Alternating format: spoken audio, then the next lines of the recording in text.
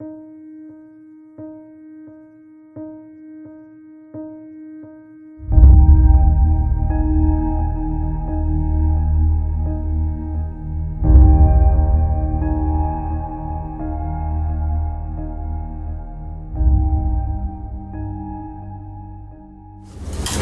right. Hello, everybody. Hi. So welcome back, and today we're continuing our advanced immigration law training, and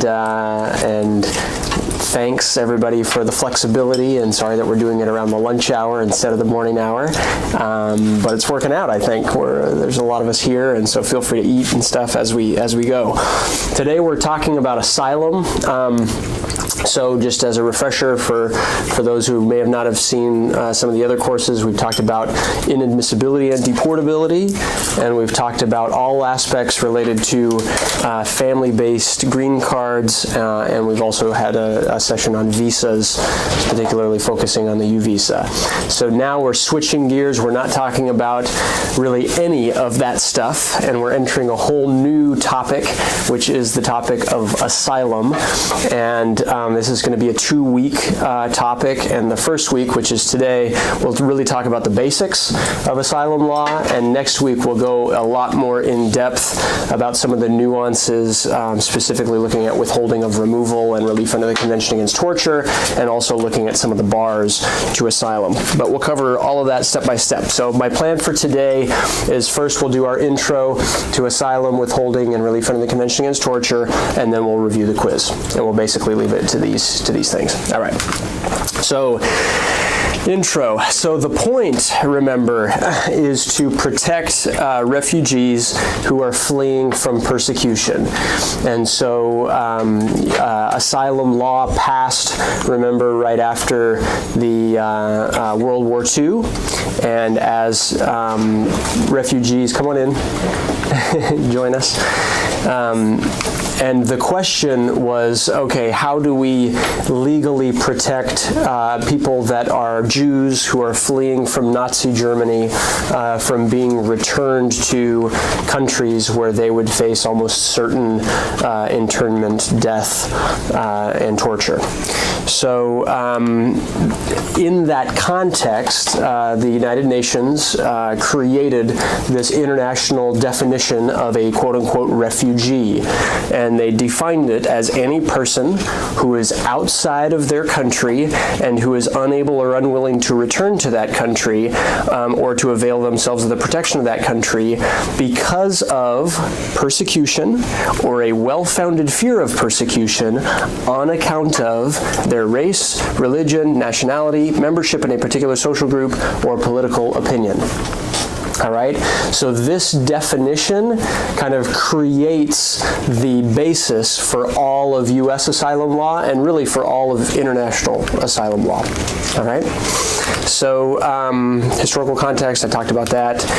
So, all right, so what is asylum? Asylum fundamentally is protection, all right? The idea is to protect people who are afraid for their lives to return to their home countries.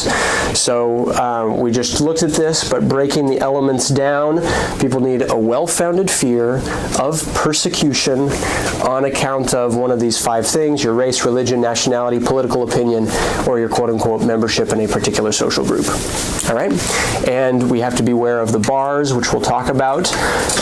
For asylum, you do not need to worry about, or the analysis does not require looking at admissibility, and you don't have to look into deportability. All right?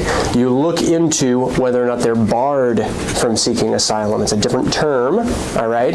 And the idea is that asylum provides protection to people even if they're inadmissible, or even if they're quote-unquote deportable. All right?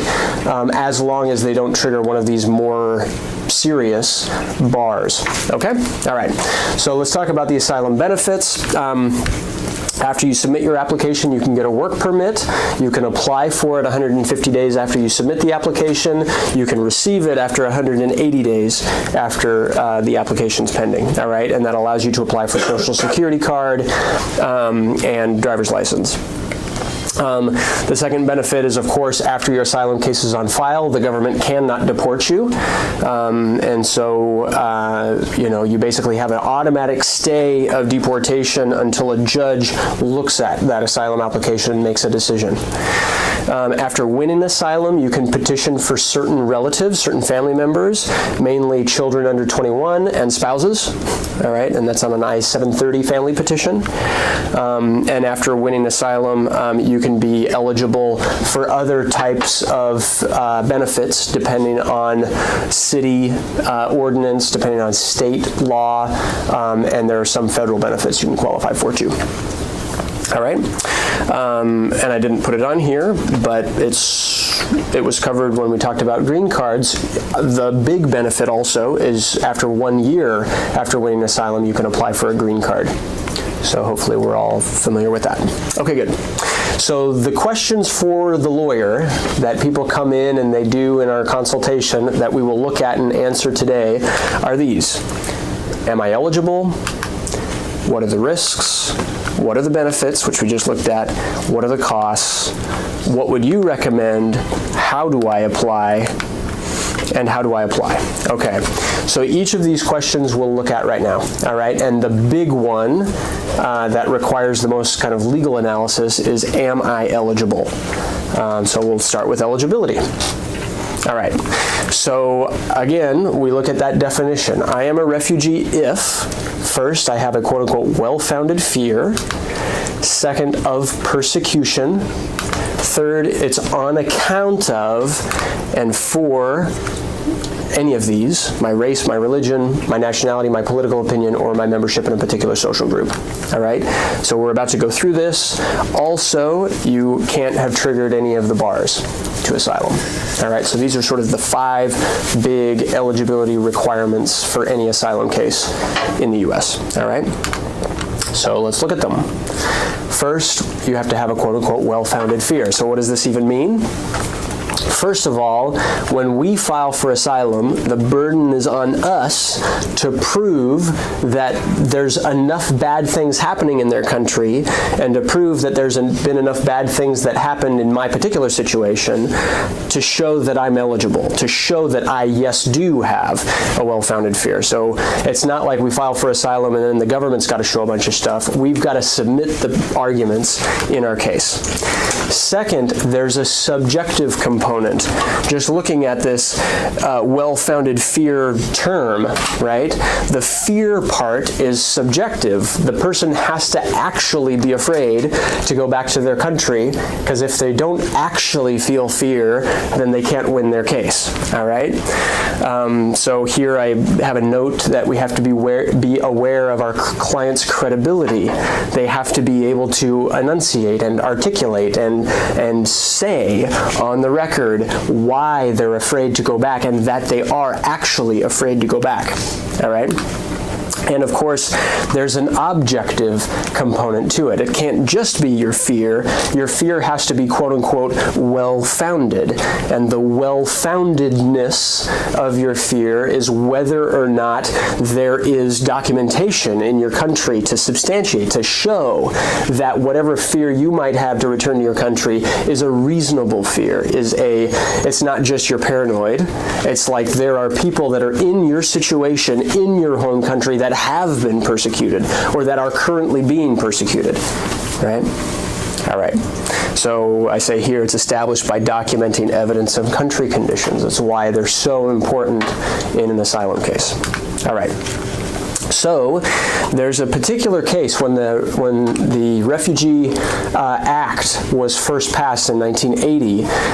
It was unclear about what the standard was. How well-founded is well-founded enough, right?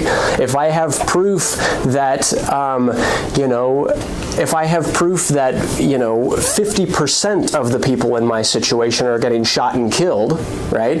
Is that well-founded enough for me to win asylum? I should certainly hope so.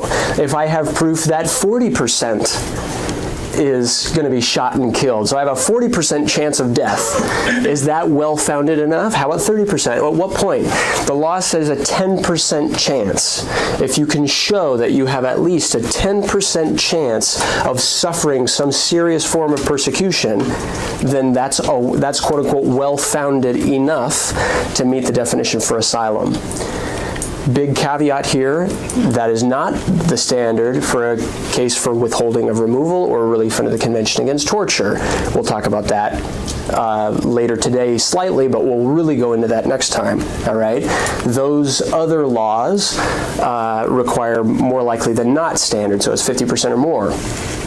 Okay, anyway, 10% chance for asylum, and that's this famous INS versus Cardozo-Fonseca. It was a U.S. Supreme Court case that decided what the standard would be, and it just happened to be Judge Dana Marks's case. So one of our local immigration judges handled that case and argued it before the United States Supreme Court back in the day, and now, because of that, she's an immigration judge, right, and a pretty awesome one. All right, so that's the well-founded fear first requirement for asylum. The second is that we have to show that there's a well-founded fear of persecution, right? You can't have a well-founded fear of something other than persecution, right? So what is persecution? So the tip, I guess, is that persecution is a very fact-specific inquiry. There is no definition of persecution in the Immigration Nationality Act, all right? So we can't really look to the law anywhere. We have to look to cases, and we have to do our best to state that whatever facts we have rise to the level of persecution in front of our judge, right? It's basically up to the judge. All right, so these things have been found to be persecution in certain cases in the past, and they would likely be found to be persecution in the future. So physical violence like rape, torture, assault, beatings, etc. Threats of serious violence, so even if no actual contact occurred, but like somebody holding a knife, saying that they're going to attack, or a serious threat of violence, not just a hypothetical threat, has been found to be persecution. Actual detention, so not harming the person, but you're putting them in jail for basically, no reason or potentially no reason, can be persecution. Severe psychological or emotional harm, severe discrimination and harassment, and substantial economic deprivation. All right, things that have been found to not be persecution are threats that are anonymous, property damage, legitimate prosecution. The key word there is legitimate, right? It's got to be, and non-severe harassment, discrimination, or economic deprivation. If it's not severe enough, then they'll say it's not really persecution. Does this all make sense? Again, in our role as the law firm is to argue that there was persecution and to say whatever happened, whatever bad stuff happened, does rise to the level of persecution, and we can explain that, right? And hopefully that's true if it is, right? And if it's not, then we probably shouldn't file the case. Yeah. Okay, so well-founded fear of persecution, and then the third thing is this on account of language. It's not enough to have a fear, and it's not enough that that fear is of persecution, but you've got to show the motive of the person that's going to do harm to you, all right? So it has to be on account of one of these 5 grounds, and the buzzwords are, it has to be, quote-unquote, at least one of the central reasons, one central reason for the persecution. We call this ground the nexus requirement, and it requires us to look to the motive of the bad guy. So how do you know that it was because of your political opinion that they were going to do this harm to you? Maybe they just didn't like the way you look, right? Maybe they just didn't like the sound of your name, right? Maybe it had nothing to do with your political action, or maybe it had nothing to do with your religion or whatever, and if that's true, then it will not be a case for asylum, all right? So what is it on account of? It's got to be on account of one of these 5 grounds only, all right? So race, religion, nationality, political opinion, and membership in a particular social group. Political opinion, I have a note here about that. First, you've got to prove that there is that opinion. You actually need to hold it, or you need to show that the bad guys think you hold it. All right? And then second, you have to show that you were in fact persecuted because of it. Right? So if you are a card-carrying communist, and that card was in your wallet, and you were in some country that was very against, communist ideals, and you got beaten up 20 times, but nobody knew that you had that card in your wallet, nobody knew that you had communist ideas, that couldn't have been the motive. There had to have been some other reason, right? Obviously we have to look at the facts. All right. And then the last one is membership in a particular social group, which is often the most weird one, often the most tricky to define, which is why the next 2 slides are dedicated just to that topic. All right? So a particular social group, we've got to show that that group, whatever that social group is, shares a common immutable characteristic, which is so fundamental to the identity of its members that they either cannot or should not be required to change it. All right? So there's also a particularity requirement. These are sort of the legal requirements of the group in order to constitute a quote-unquote particular social group. All right? So some examples in certain instances, and these are some examples of PSGs or particular social groups that have been recognized. So in certain examples, your family can be a particular social group. All right? Certain families are targets. All right, and if that family is a target in their home country, then that's a good argument that you're a member of your family. You can't get rid of that. You can't change that. You can't do anything about it. And people know that they recognize you as being a member of your family, so now you're stuck, and you're going to be persecuted because of that. Sexual orientation has been found in certain cases to constitute a PSG. All right. Former occupations or former status. The main case there is former membership in the military, right?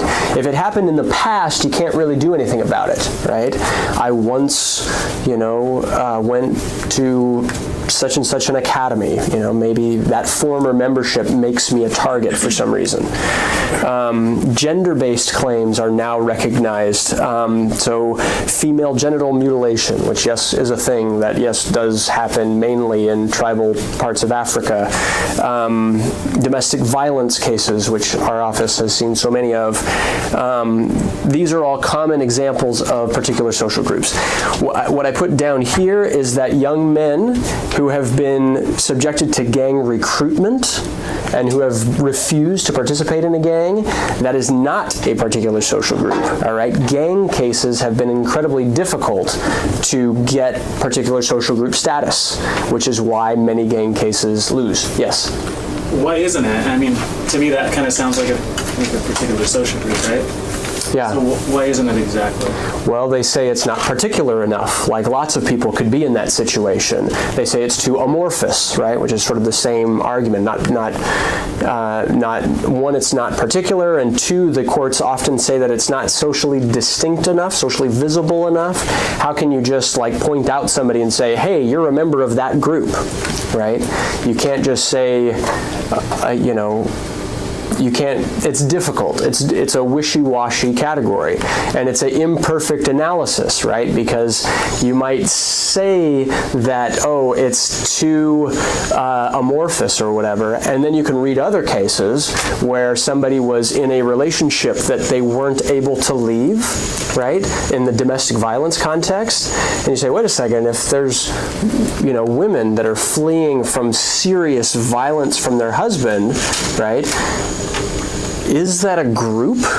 Like, can you see someone that's been in that situation and kind of that was the difficulty in domestic violence cases for years.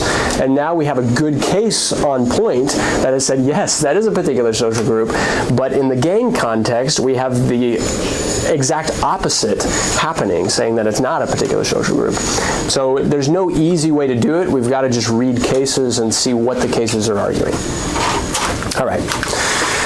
Okay, so these are social groups. We're going to go a lot more in depth with social group analysis in our next course. Right now, I just want us to be thinking about the overall requirements for asylum.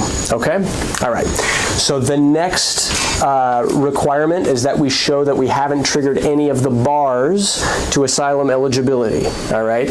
And the first and the most common one that comes up in our office is the quote-unquote 1-year bar, which is also the 1-year filing deadline.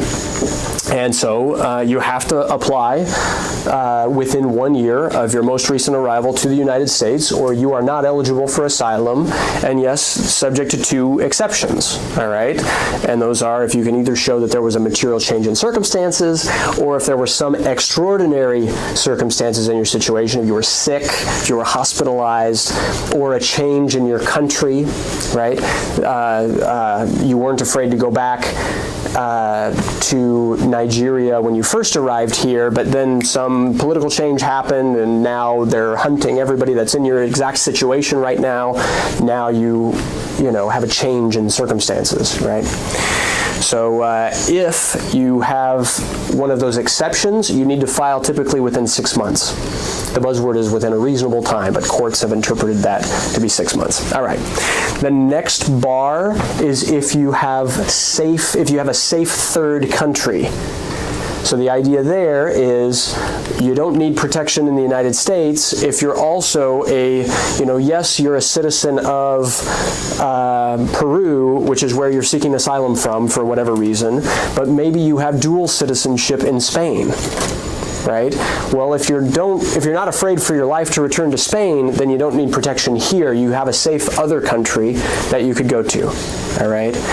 The third bar is if you've persecuted others in the past. And so if you were doing something bad yourself to cause other people the need to file for asylum, you persecuted them on account of their race, religion, nationality, political opinion, or membership in a particular social group, then you're not going to be eligible for asylum in the U.S. If you've committed a quote-unquote particularly serious crime, which we'll analyze a lot more in depth next time, if you materially supported terrorism, you're going to be barred. If you're found to be a risk to the security of the United States, you're going to be barred. And if you've previously submitted a frivolous application for asylum, or really if you've previously applied and had your case denied, then you won't be eligible for asylum. Okay. Some of these are asterisks, have asterisks next to them, especially the 1-year filing deadline, because those are not bars to withholding of removal, all right, which is key, right? If you miss your 1-year filing deadline, you might not be eligible for asylum, but you might have some other option for you. All right.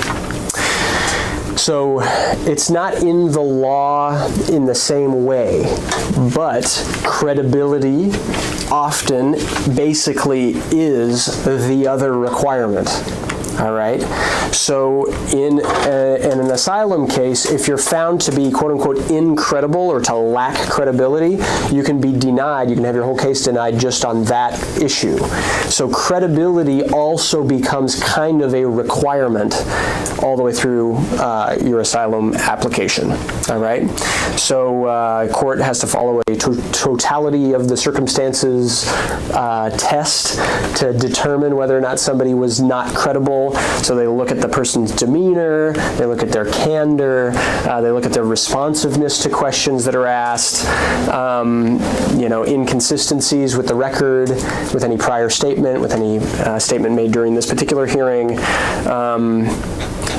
And it used to be the argument that, oh, well, whatever that inconsistency was, it didn't go to the heart of the claim, but that was amended. That's no longer the argument. It doesn't matter if it goes to the heart of your claim or not.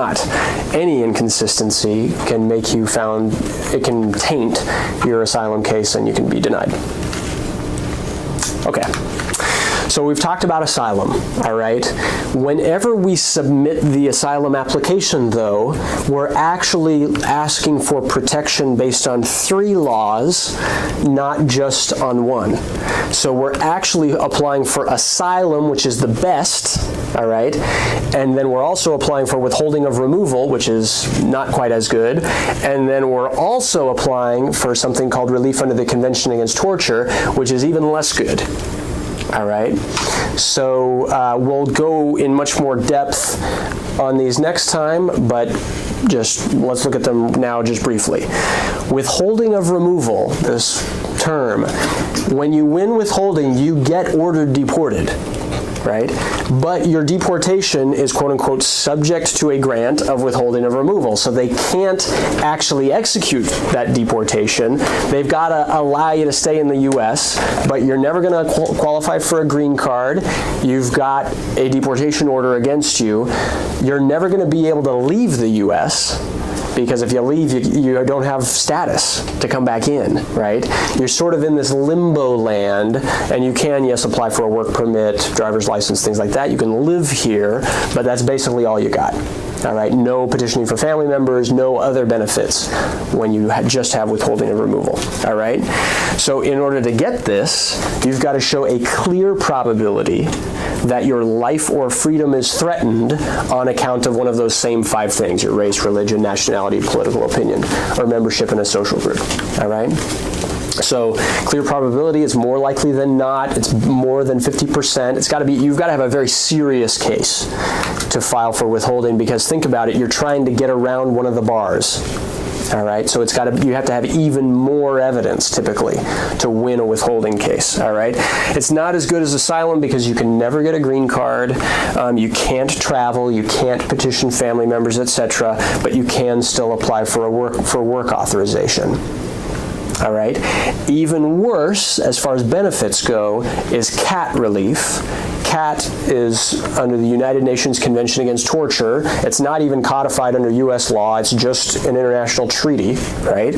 And it basically says that if you can show that it's more likely than not, more than 50% likely that you're going to be tortured or subjected to torture either by the government or by some organization that the government can't control, right?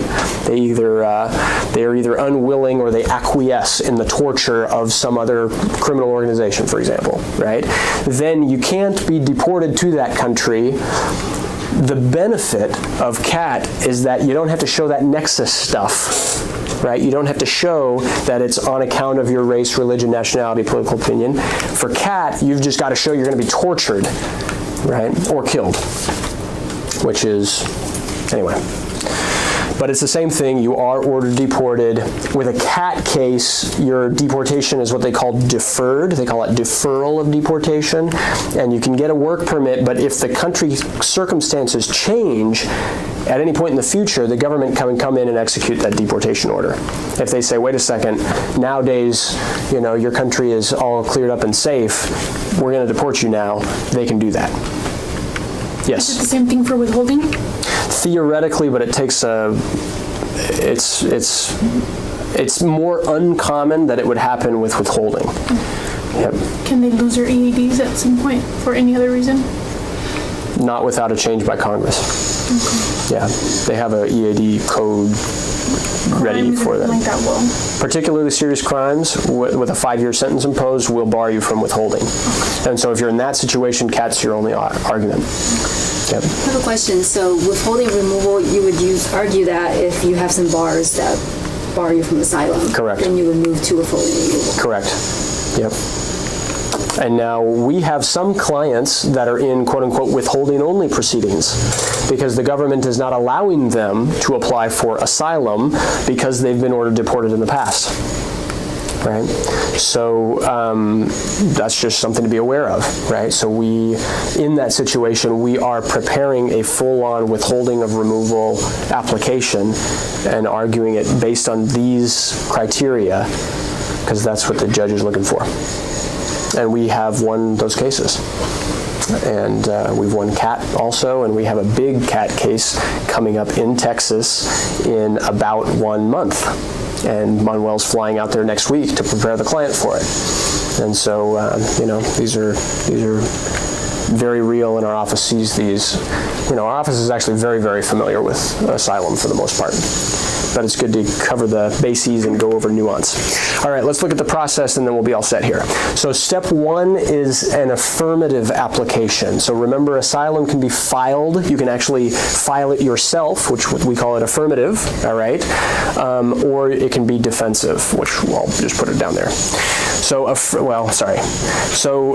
for an affirmative application, we prepare the application ourselves, and we send it off to USCIS, and we do it on Form I-589, all right, with all the other evidence to USCIS. They'll send a biometrics notice.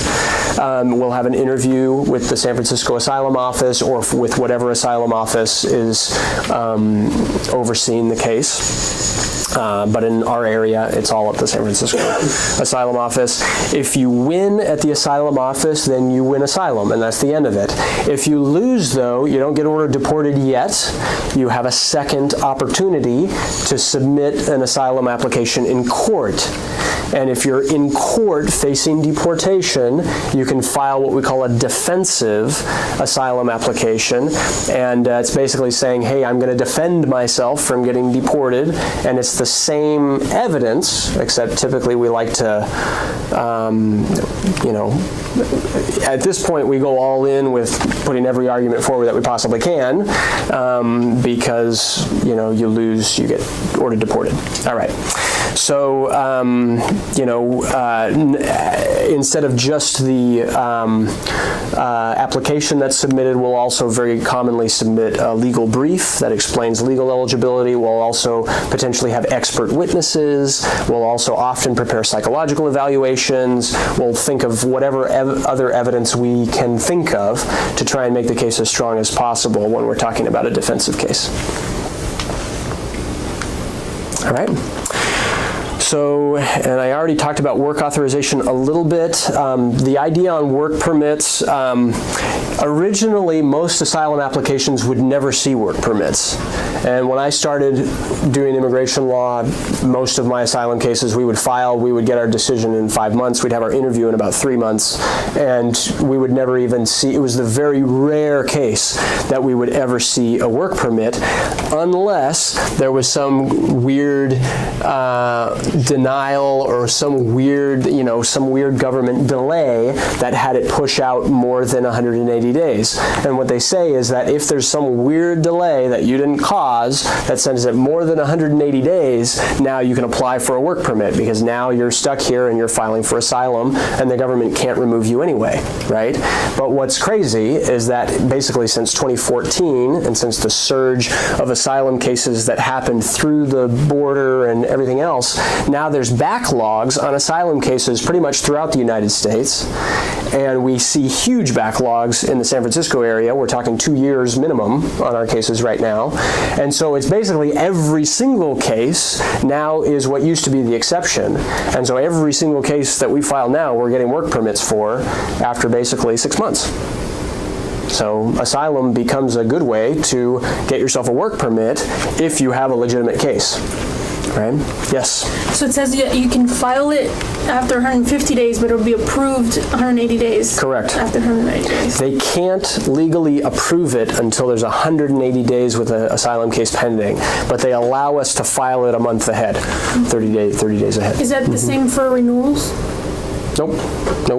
So renewals, you can submit the application early, but there's not this same regulation delay. Typically How long do you do a renewal? Typically 90 days. Correct me if I'm wrong on that. 120, is it? 120. Yeah. That's one big question I want to bring up, because so we can tell clients when we're renewing EADs, so it's 120 days. We can look. The instructions change on renewals sometimes depending on processing times. This is like the way it is. The renewals are kind of wishy-washy. Okay. Sometimes we can submit them 5 months ahead of time. It depends on processing times and what the instructions say. Okay. Sweet. I think that's it. And I think my thing died. And I think the computer died. Oh, Yay! So I think that's it, everybody. So thank you very much for coming in today. It did something weird on the top or the bottom. The inability to relocate. There we go. there you go. Okay, sorry. Let me just touch base and finish what I was going to finish, I guess, just so I do it. Of filing for an asylum case. Obviously, if you lose, you'll be ordered deported. You can still appeal the case, you know, but that's a pretty substantial risk. If you have a very strong case, that risk is diminished. If you're not that afraid from going back to your country, that's not a very risky thing because you're not that afraid. But then again, if you're not that afraid, why are you filing for asylum to begin with, right? So if you win the case, though, the benefits are what we've talked about already: work authorization, social security card, driver's license, the whole thing. You can submit petitions for your family members. You can get a green card after 1 year. And another one that's a benefit is you could be able to travel back because you have a green card. That's true. I mean, yes. So if you win asylum, yeah, let's not talk about that. Don't travel back to your country. If you're watching this, don't travel back to your country if you have asylum, because you can put your asylum status in jeopardy. True. Okay. Good. So should I apply? Really, our advice is only if you have a winnable case. All right. Also, we say only if you are filing within the 1 year filing deadline, or you clearly meet one of the exceptions. Only if you understand the risks. Only if you're eligible or not eligible for some other form of immigration relief. Right. So U visas, green cards, they often don't trigger the same automatic putting into removal proceedings if your case is denied. And that's basically summing up everything I wanted to say. I have a slide here that are very helpful resources that we often use when preparing asylum cases. The Center for Gender and Refugee Studies at the University of California, Hastings has a really great, they're a really great resource for legal arguments. The Ninth Circuit Immigration Outline basically outlines all of the Ninth Circuit case law on asylum. AILA, which we're all members of, our firm is a member of, and the Immigrant Legal Resource Center. That's it. That's it. Joseph, you had a question. Oh, I was asking just if you mentioned the inability to relocate within that country. Correct. So it goes to a well-founded fear of persecution, right? It's like, do you have are you afraid to just go back to your hometown? Because you're not seeking asylum for persecution from your hometown. You're seeking asylum from persecution from your whole country. And so one of the ways that one of the things that we often see in court is the government saying, hey, couldn't you have just safely relocated to some other place? Don't you really not need protection from your whole country? You could have easily gone, from, Yucatan to Mexico City and been safe, right? Or whatever, So yeah, it goes to well-founded fear. Anything else? Cool. All right, so let's go over the quiz real quick, and then we'll be all set here.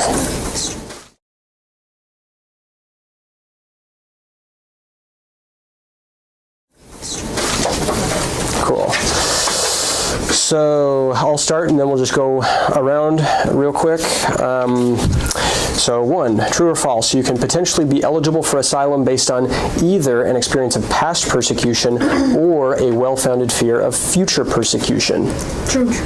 That actually is true. And the reason it's true, and I didn't go into this in too much detail, but if you can show past persecution, then the government will give you kind of a presumption that you have a well-founded fear of future persecution. Good. Chrissy?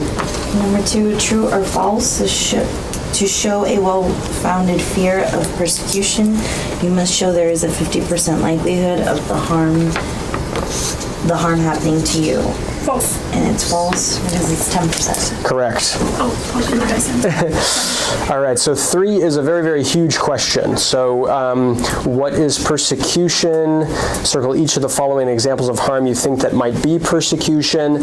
Rather than read this one, let me just say that obviously it's a very fact-specific inquiry. There's not really necessarily any guaranteed right or guaranteed wrong here, all right? Even the ones that you might say, wow, this is totally silly, you know? The thing is that ultimately it's up to the judge. And ultimately it's our job to show that in any given context, this is severe enough, it's substantial enough, it's extreme enough that it should be considered persecution. And some of them are more likely to, yes, be found persecution. Others might be a little bit more silly. But the idea is just to get us thinking that, okay, it's not a hard, fast rule. Some of these have good arguments, even if they, at first glance, might not sound like persecution. Okay? So rather than go through all of this and discuss it, which we could do, but I just think it'll take a long time, and ultimately it's a fact-based situation. So Sadi, why don't I have you read number 4. Even if you were the victim of heinous persecution, example getting raped and left for dead, what else must you prove to be eligible for asylum? I put E, all of the above. Correct. Does that make sense for everybody? Mm-hmm. Got to show all of those things. Good.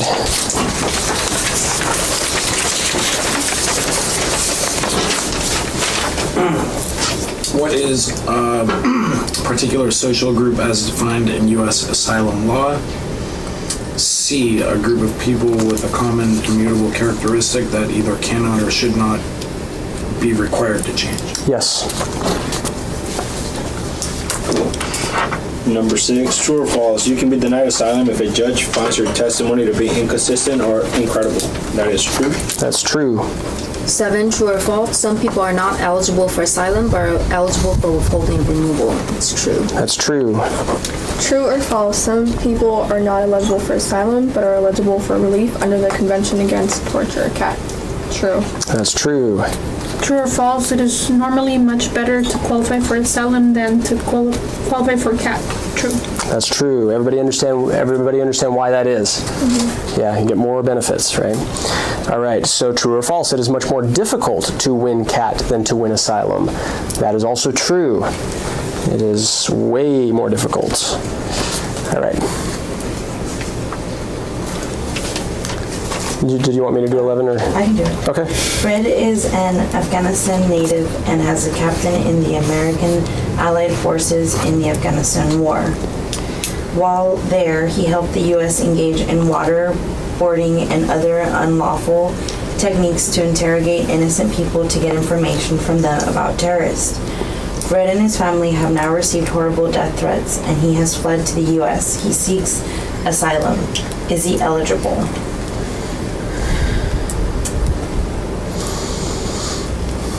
Yes.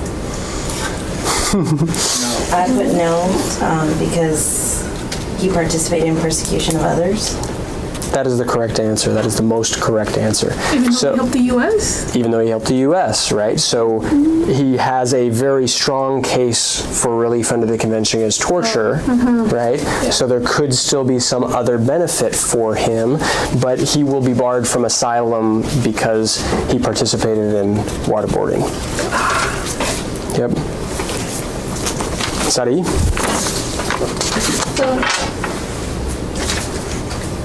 Martha is from Guatemala. She has been raped, beaten, burned, and stabbed and shot by her psycho ex-husband, who was the leader of a criminal street gang. She finally was able to escape him, and she fled for her life to the U.S. in 2009. Is she eligible for asylum today, 2017? I put yes, she is likely eligible. No. Yeah, I put A as the slightly more correct answer. She likely, so this is tricky. She likely could create arguments, and if she hired our firm, we would create lots of arguments to get her around the 1-year filing deadline. Let's argue extraordinary circumstances. Let's argue change in circumstances. Let's do research and see if she can file around the 1-year bar. But based on what's said here and what's said here alone, she clearly has a 1-year bar. And so because of the 1-year bar, she's not going to be eligible for asylum. She might still have a strong withholding case. Yep. 13. Ming is a Jehovah's Witness from China. He was just baptized last month into the religion, and he is nervous about returning to China. Is he eligible for asylum? I changed my answer here, and I changed it to D. Yes, if he can show that his fear is both subjective and also objectively well-founded by showing country conditions evidence of persecution of Jehovah's Witnesses in China. Yes, this is true, and this actually was one of our cases. We actually won this case. I remember this case. Yes, you remember this Back case. in the day. Yes.